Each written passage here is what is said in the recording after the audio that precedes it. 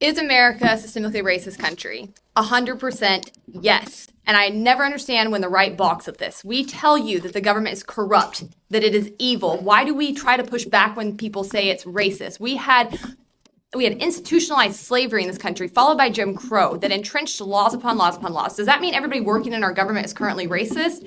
No. Does that mean we still have laws on the books that were put there with racist intent or that have racially disproportionate outcomes? 100% yes. Look at the public school system, where we had redlining that determined where people lived based on their zip codes and their skin color for decades. And that now determines how much money goes through public schools. And this is why you see Black kids trapped in cycles of poverty in our government schools for decades and decades and decades. That's why we need school choice. These arguments support our policies that we're pushing for because we actually want to see all communities lifted up. Look at the criminal justice system.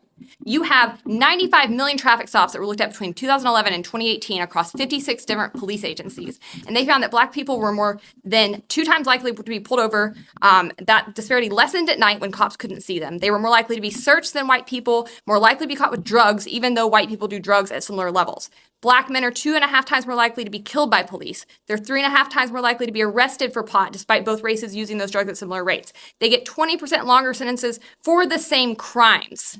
When we look at this is a 2017 U.S. Sentencing Commission. When it comes to gun crimes, gun laws were put into place to explicitly block Black people from being able to access their rights to self-defense in this country, and boy, do they still work to this day. Black people are far more likely to be charged with gun crimes. They are more likely to be arrested and sentenced for longer time periods when they are caught. As a whole, there are still so many areas across this country where we are continuing to see the government harm people of color at disproportionate rates. And what that should tell you is that we need to limit this freaking government and get it out of people's ways and giving it the power to do this to people. That's the end game.